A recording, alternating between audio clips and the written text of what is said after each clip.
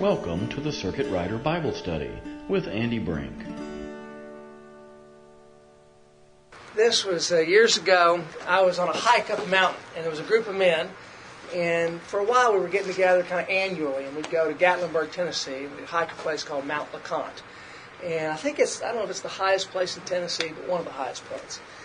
And so on this particular hike, there's a man, Uncle John, and I love Uncle John, and everybody calls him Uncle John. And he's not any of our uncles. But he's just the most gracious, kind man that you'd ever know. And so on this hike, he looked back at me and said, "Andy, if I had a new believer," and he's real involved in the jails and stuff like that, so he said, "If I had a new believer, or if you had a new believer, where would you tell him to start in regard to reading the Bible?" And I didn't even think about it. I said, "Psalms." And the whole group stopped and looked at me.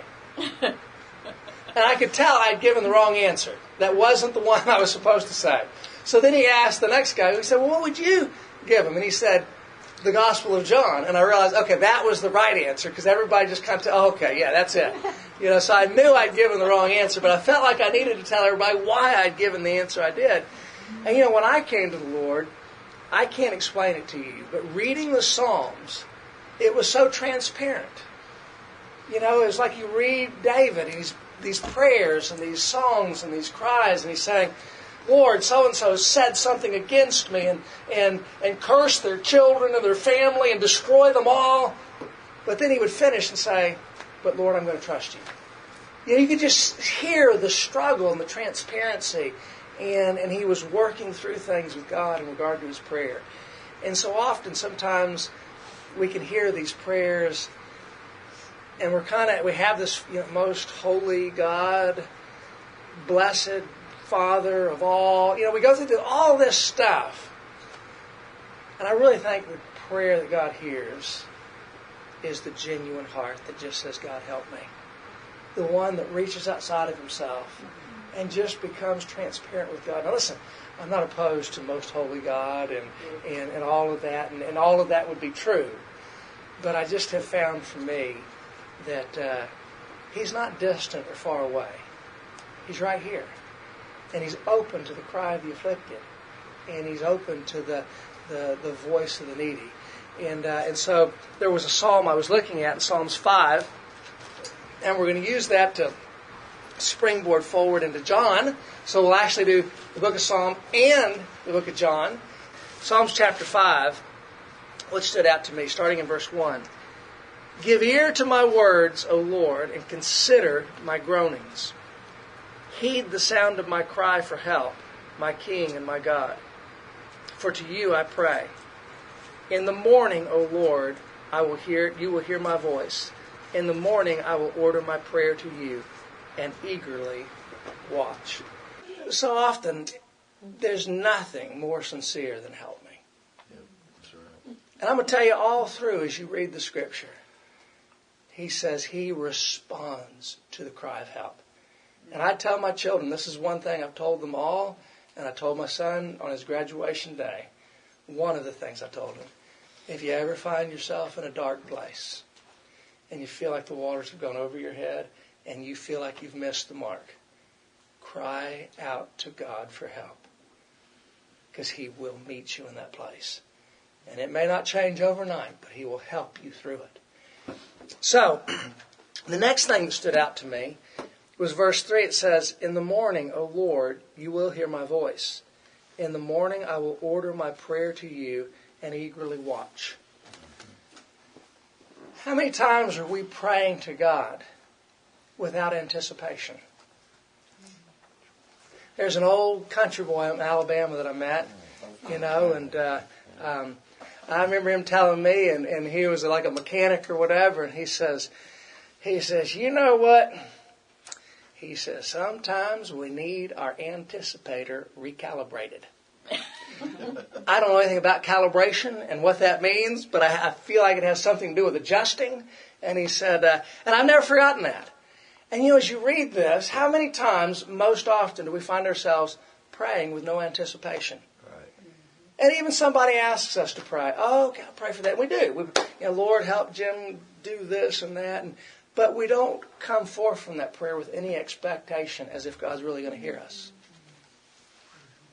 David said, I will lift up my prayer in the morning, and I will begin to anticipate how you will answer me.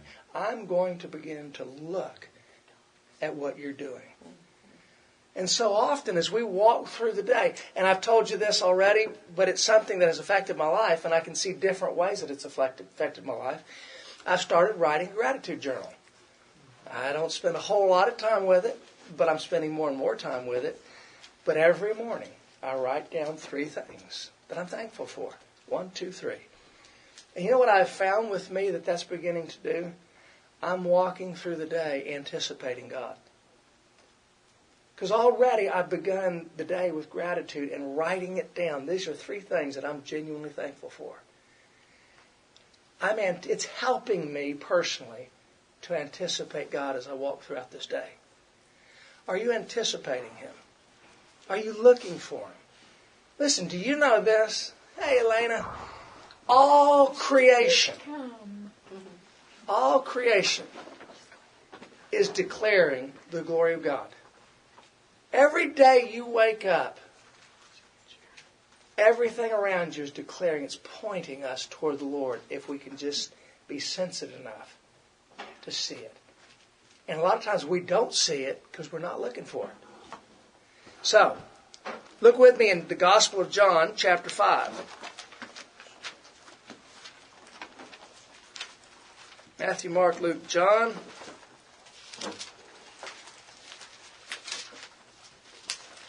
Chapter 5, and I pray that today the Lord will just recalibrate our anticipator. Starting in verse 1, John chapter 5, verse 1. After these things, there was a feast of the Jews, and Jesus went up to Jerusalem. Now there was in Jerusalem by the sheep gate a pool, which is called in Hebrew Bethesda, having 5 porticos. In these lay a multitude of those who were sick, blind, lame, and withered, waiting for the moving of the water.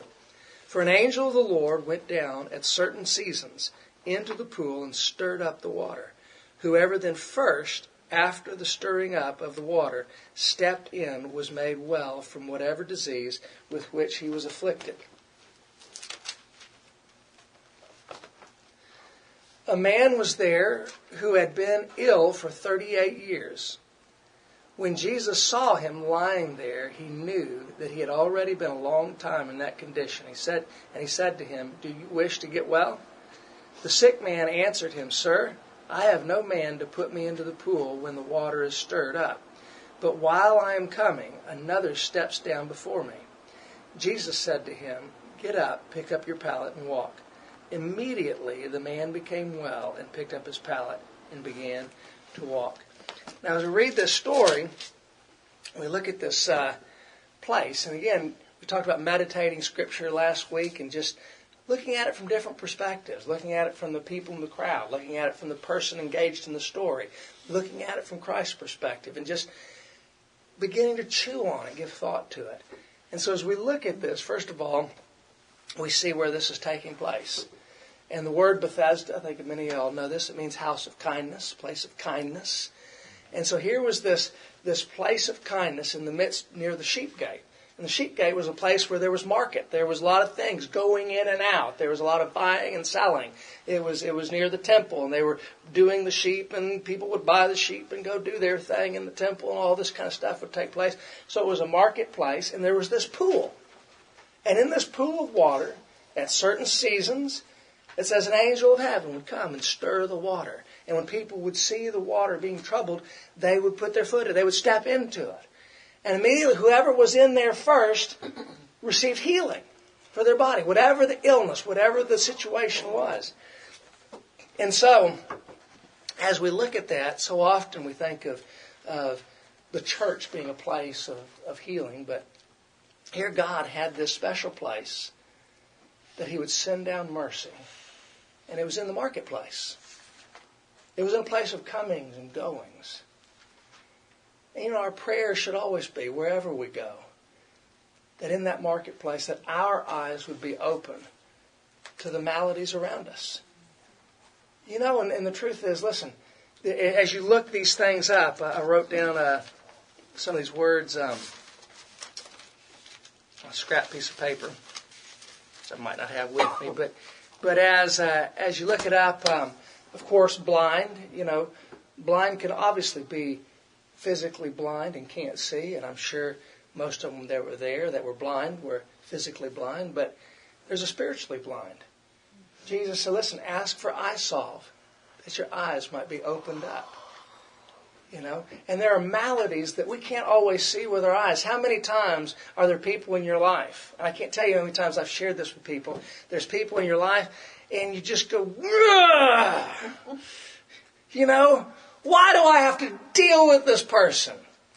Well, if you knew the story of their life, if you could see them as emotionally crippled in an area of their life, would you have compassion on them?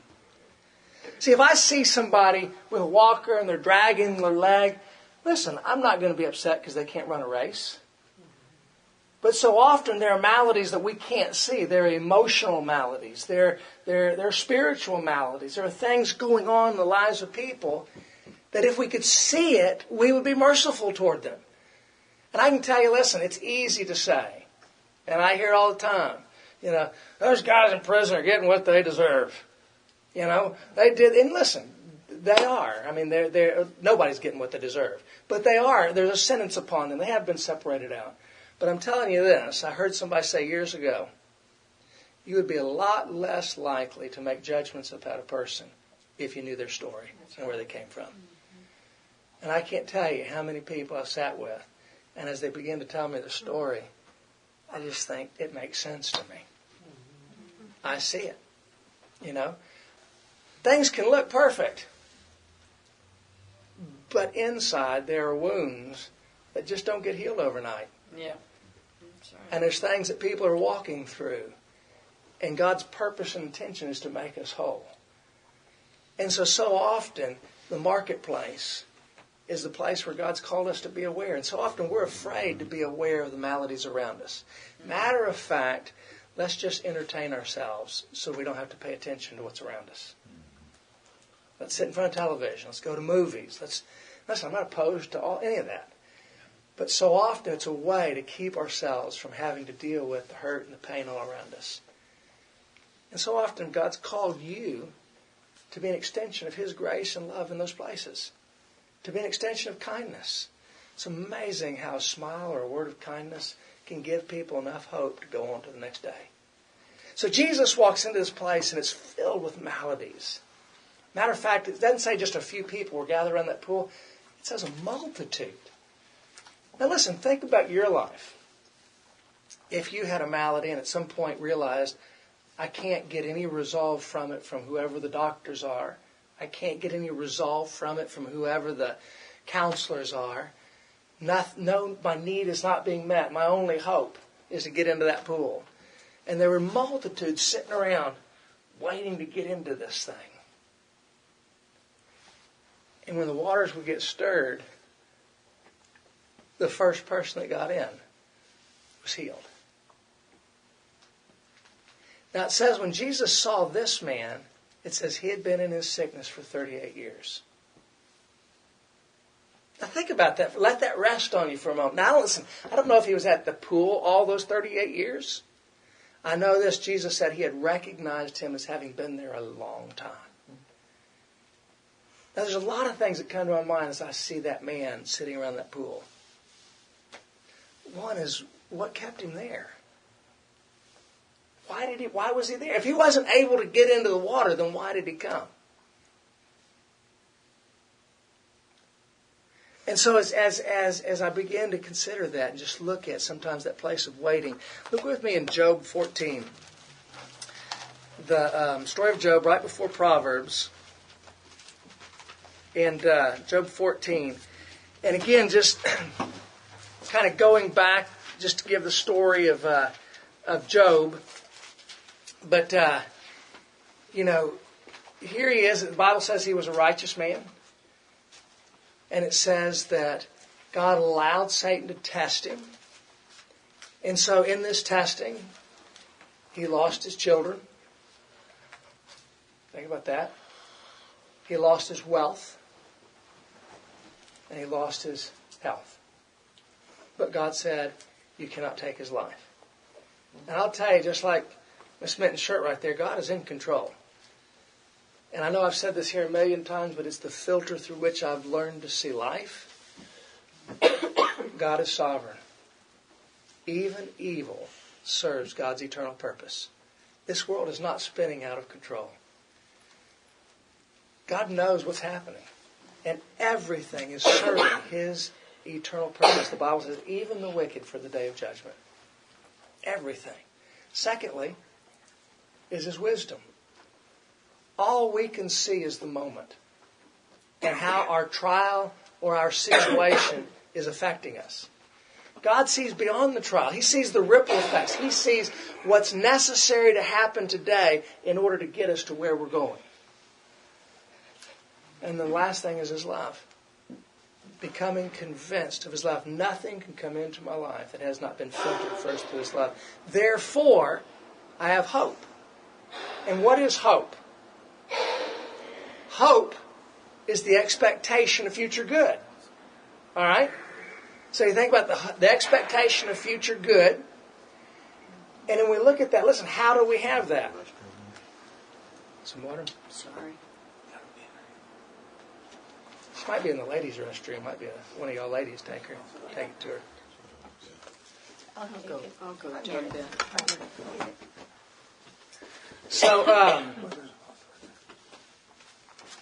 So beginning to have hope, the expectation of future good, that whatever's coming into my life, however hard it is, when I know that God is sovereign, that he's wise, and that he's filled with, that his love is toward me, then I know that whatever I'm walking through has purpose. I know that I have hope. There's an expectation of future good. So here Job is, he's walking through these situations, a lot of great loss, and in the process of that loss, God says says to Satan, you can go this far and no further. He says, I've set a boundary for the sea so that it cannot cross over. And so then he comes to this place in Job 14. And it says, we'll start in verse 7. For there is hope for a tree when it is cut down. This is Job speaking. For there is hope for a tree when it's cut down, that it will sprout again, and its shoots will not fail. Though its roots grow old in the ground, and its stump dies in the dry soil, at the scent of water it will flourish and pour forth sprigs like a plant. Now think about that. Haven't you seen that, especially here in Texas? We go through one of those hot, long summers, and everything just turns brown. And you're just waiting for rain, and it just looks like, man, it's going to take a year for life to really be. And the moment even a slight rain comes, and immediately grass starts to grow. Just like the next morning you walk out and green starts to happen. And Job's beginning to look around. He sees his situation and he finds himself discouraged. He said, Lord, there's more hope for a tree, even a dead tree, than there is for me. Because at the scent of water will come alive. Verse 10, but man dies and lies prostrate. Man expires, and where is he? As water evaporates from the sea, and a river becomes parched and dried up, so man lies down and does not rise until the heavens are no longer. He will not awake nor be aroused out of his sleep. Oh, that you would hide me in Sheol, that you would conceal me until your wrath returns to you, that you would set a limit for me and remember me. Listen to verse 14. If a man dies, will he live again? All the days of my struggle I will wait until my change comes.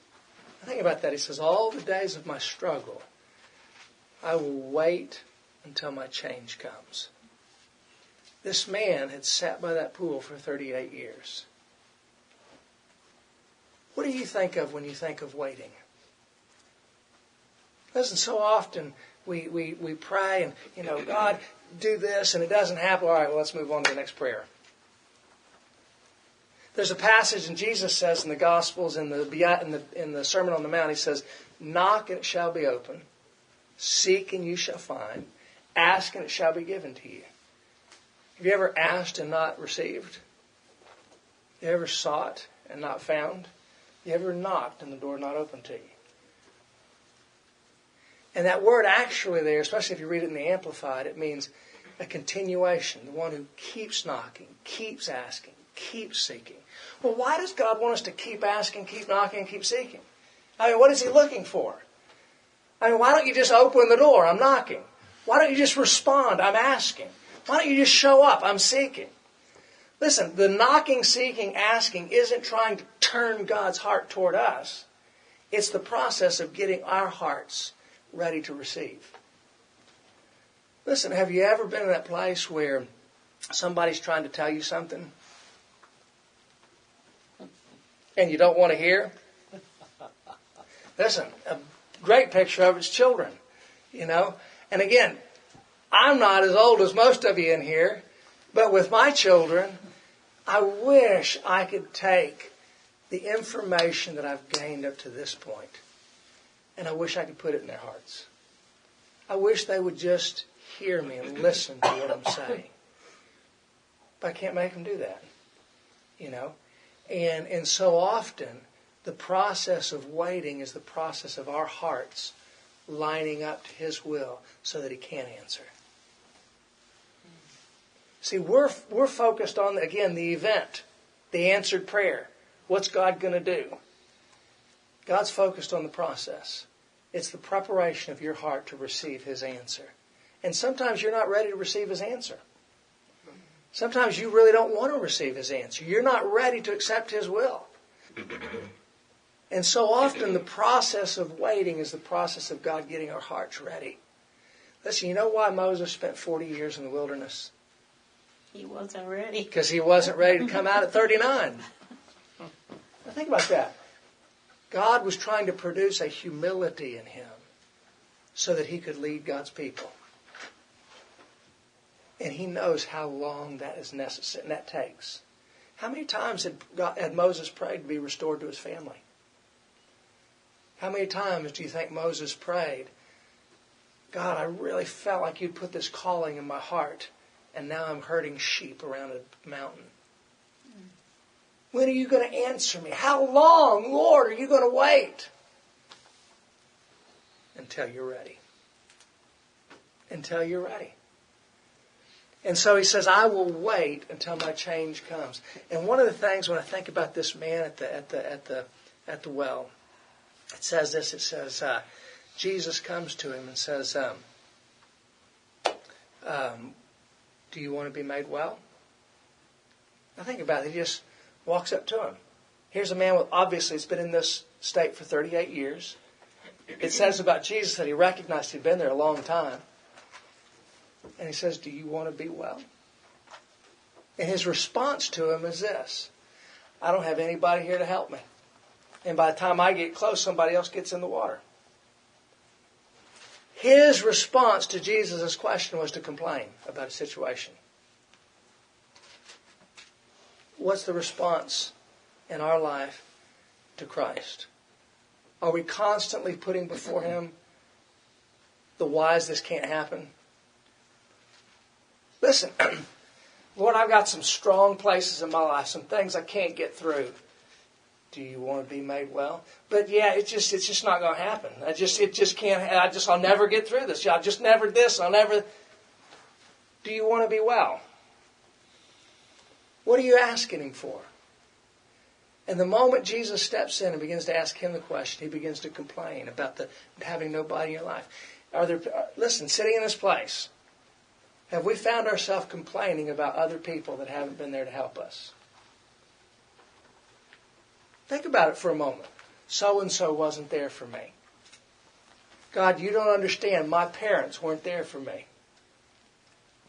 I didn't have a dad in my life. And sometimes you can be around somebody, and no matter what happens in their life, they're going to go straight back to the complaint. But I didn't have this. But I didn't have this. And one of the things, matter of fact, I like what the King James says in Psalms chapter 5. It says, I will offer my prayer to You in the morning, and I will prepare a sacrifice. I don't know why the New American Standard doesn't have that. It says, I will prepare a sacrifice and wait eagerly. Listen, sometimes there's something you have to do to prepare, and giving thanks prepares your heart to wait and look for Him throughout the day. So look with me back in John chapter 5.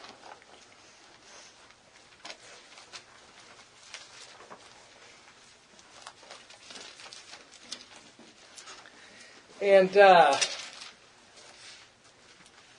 verse 5 says, a man was there who had been ill for 38 years. So another thing I was noticing as I was meditating on this, thinking about it, think about again that marketplace. Think about it. It says there was a multitude. It doesn't say 4 or 5 people. It says a multitude was around the pool. And then you've got the sheep gate. And you've got all the commerce going on around it. People are going on about their lives, about their business, doing their thing. How many times had this man been passed up and passed by? How many people do you think really noticed this man? Listen, do you ever feel like you're just one in the midst of a huge crowd? And who notices me? Nobody. Listen, you might, if 100 people walked in here and you looked into that crowd and you saw, I don't know who a movie star would be, Tom Brady or all of a sudden we'd all be attracted to that. Look, right there. There he is. And there can be 100 people around him that nobody even notices. And so often we find ourselves in that crowd. We're not really the superstar. Nobody really makes a special place for us. And nobody even recognizes us. And we spend our life beginning to hear this, nobody sees me. Nobody even pays attention. And a matter of fact, another thing I learned from my children early on when I'd be going on trips and I'd come back and I remember I'd get back, and Rebecca, I think, was really good about cultivating this in them. But when I'd get home, man, they'd just dance and dance and jump and jump. And they all wanted to be noticed. And they'd jump in front of me and they'd get in front of the other one get in front of them. And they'd try and do something more to be seen. And I remember just, it was like, hey, settle down. But I remember thinking about that when I saw that. How often are we trying to get noticed? I just want somebody to see me. And we'll do crazy things for 5 minutes, 5 seconds of fame for the world to see us on television, for somebody to recognize us. Right here it says, Jesus noticed this certain man. He saw him. Proverbs 5, Proverbs 15, both of them, they say, the eyes of the Lord are in every place, beholding the evil and the good. There's nothing hidden from His sight. And He literally, it says He knows every hair on your head. He knows you're of more value than the sparrows that fly in the air. He notices this man that nobody else pays attention to. Because he's just one of a million other people. And I'll tell you how many times, listen, when you go to the doctors, you're one of 100 cases they're dealing with. And it's so easy for us all to complain about how hard they are. And they do this every single day. They have to give people hard news every single day. And they do get callous to it. Jesus saw this man in his malady. And He was drawn with compassion. Now, as I was sharing this in the apartments, one of the guys raised his hand. He said, well, I got a question. Why didn't He heal everybody at the pool? Anybody else thought that question? I did. I mean, if He's God, if He's Jesus, why don't you just heal them all? That was a very good question. I remember thinking, help me, Jesus, help me, Jesus. But really the thing that came to my mind is I remember a question that I asked here a while back. If you had God's power, if God gave you a day to have His power, what would you do with it? If you would do anything other than what He's already doing with it, then in your mind you're making yourself a judge of God. Listen, you don't have all the information. And just like this man who had been at that pool for 38 years, maybe it was the process of 38 years that it took to get him humble enough to receive. I've got a friend of mine, some of y'all have met him, Michael Morton, was in prison for 25 years for a crime he didn't commit. A person had come, when he went to work as a manager at a grocery store, A man had come over the fence, completely unknown, didn't have any connection with him, and had killed his wife. And through a series of events, the investigation turned toward him, and he kept thinking, this thing's going to end, and the next thing you know, he's guilty and has a life sentence in prison. And he looked back and he said, why didn't I break before God at any one of those moments? He said, I didn't. I kept wanting to fight. I'm going to get out. I'm going to fix this. I'm going to change it. This is going to end.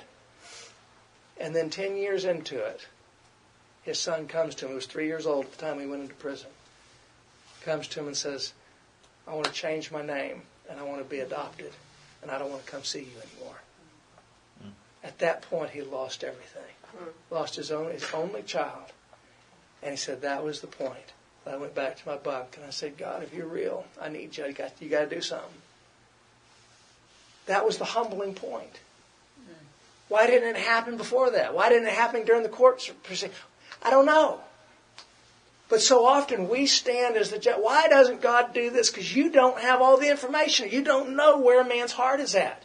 And there might be something God's aiming at that's more than the event of a healing. That's more than the event of providing them whatever their money is for their bills. More than the event of whatever it is that you think is necessary to solve their need. Sometimes God has to get them to a place. And how many of us have gotten in the way in people's lives of what God's trying to do? Because we're trying to fix their problem. Yeah. Listen, that's my downfall. Compassion sometimes. Yeah. And I get in the way and it never works. And God has to continue to let it get harder and harder until you step away and you can't fix it. And God says, thank you. I appreciate that. Now let me finish what I'm doing. This man had been in this state for 38 years. Jesus meets him in this place. And he says, do you want to be healed? The man begins to complain about why he can't be healed. And then Jesus still looks at him. And he's initiating all of this. He says, take up your pallet and walk. And it says immediately the man felt wholeness come into his body. And he took up his pallet and began to walk. Now, the things that I look at when I'm considering this for my own life, as I look first at Psalms 5 and connect it with this, do we pray with an expectation, with an anticipation? Or are we just lifting ritualistic prayers? Are they prayers without any real feeling? Are they prayers of... here's what I find one of the problems in the church is, or with our lives, and I just see this to be real. We believe in God. We just believe He's out there somewhere. And that's how we live our life. And every now and then He'll touch the big things in our life. But He's not really personally acquainted with what's happening every day. I want you to know that is completely 100% foreign to the gospel. 100%. Matter of fact, when Jesus came into this world, it says, you will call Him Emmanuel, God with us. It says He was tempted and tested in every way. Why? So that He could be a merciful, a sympathetic high priest before God in regard to each one of us. He could understand our weakness. Though He did not fall to temptation, He Himself allowed Himself to be tempted so that He could come down and meet us in our weakness and be one who understands. Wow! Listen, He allowed Himself to be tempted. I know you're not going to like this, but I believe it. Allowed Himself to be tempted by lust, even though He never gave Himself to it, so that He could be a faithful and an understanding priest to come alongside of me when I'm in the midst of my trial and cause me to overcome. Listen, if you haven't been touched by what I've been touched with, it's hard for me to listen to you. But He said, listen, I know where you've been and I came through faithful. And I want you to know, if you'll listen to me, I'll walk you through this. Hebrews. He allowed Himself to be touched by the feelings of our infirmity. So, first of all, He's not distant, far away. He's right here. He says, listen, lift up your prayer in the morning. And then begin your day walking with an anticipation that God is going to meet my need, or He's going to give me eyes to see Him. Secondly, as we look at this man, First of all, sometimes, listen, there's a waiting that comes on in our life. I don't know how long certain things that we have to wait for. This man had to wait 38 years. Moses had to wait 40 years. There are different times of waiting in everybody's life. But listen, God's waiting for us. It's a part of the process of God making our hearts ready to receive what it is He's going to do. And sometimes we're not ready to hear. We're not ready to receive what it is He wants to say. Listen, can you look back at places in your life that if you had only known that you were going to end up where you're at now, you'd have said, no way. That's why God didn't throw it on you right then. It was the process of getting you ready to get to that place. Thirdly, God noticed him. When everybody else was passing him by, God saw him. The eyes of the Lord are in every place. He has not forgotten you. And He has not forgotten the prayer of your heart or what's going on in your family or what's going on in your life. And then He tells him, pick up your pallet and walk. And listen, that involved faith. The last thing I'll share about this man that really stands out to me personally, and I look at it and I think, I really do. I respect this. I respect this about this man, and it's something that I tell my children. This man, where would you have been had you had a malady, an illness for 38 years, and you knew that if you got into that water, you'd be healed? But there's a problem. You can't get into that water before everybody else. Now think about that. Would you have walked away from the water? How many people did? How many people were in a place where, listen, it's obviously, they've got an arm problem, not a foot problem. They can jump in there for me. Whatever the problem is, this man was in this situation for 38 years. And he couldn't get into the water. And his complaint was, if I try, everybody else gets in. There was some reason that he was slower than everybody else. If that were you, would you have stayed there? Something in that man knew. Even though I can't get in there, I'm not leaving this spot. And one of the things I tell my children, in your journey, keep yourself within arm's distance of God. Now, obviously, His arm is never too short that He cannot save. And wherever we're at, He can meet us. But the point I make with my children, you may go through dry places, or you may not even be able to really connect with God right now. Stay close to His people. Stay engaged at church. Be around where the places you know God's at. Because God will meet you.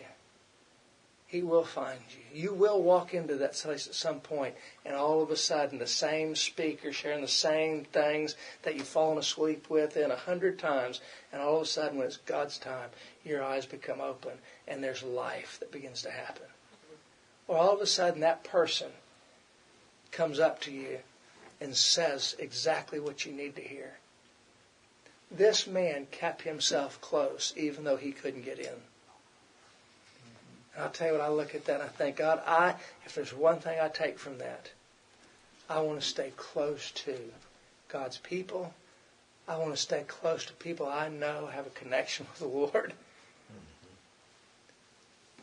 Because I know if I'm around that God will find me. And He will meet me. And He will change me and heal the malady of my heart. Are we not tempted to do just the opposite when nothing seems to be going our way and we can't seem to connect with God? You know what? Then I think I'll just leave. I think I'll just hang out at wherever people hang out. This man stayed close. And God found him there. And God changed his life forever. He met him in that place and changed his life forever.